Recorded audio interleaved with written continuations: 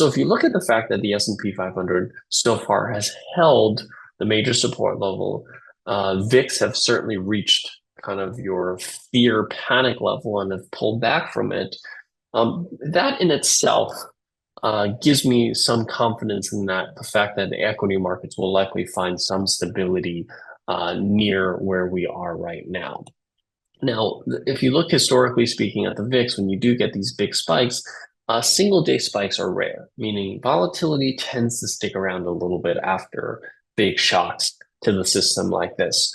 And traditionally, what we do typically see is that, on a big bounce like this, where it bounces a little bit higher, a few weeks later, you do have the propensity for equity markets to revisit, the lows that were initially formed. So 51, call it 5120 on the S&P 500. We're trading at 5300 now, or close to 5300 now. We could very much see over the next couple of weeks perhaps volatility expand a little bit and revisit 5100. But that is largely our base case here at the moment. And there's a few other things to kind of back that up here as well. If you look at the bond market right now, you look at high yield, the spread between high yield and investment grade in terms of bonds.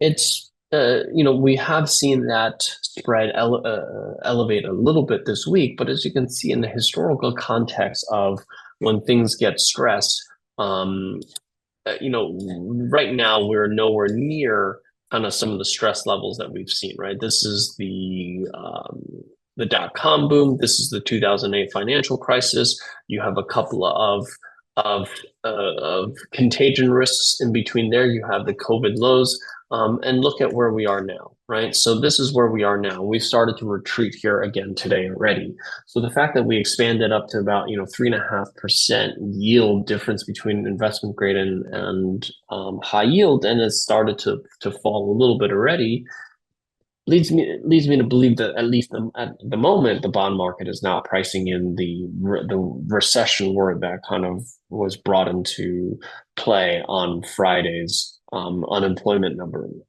because technically at trigger one of the economists recession rules in terms of the number the print that we saw, but the bond market so far does not seem to be pricing in further contagion risks with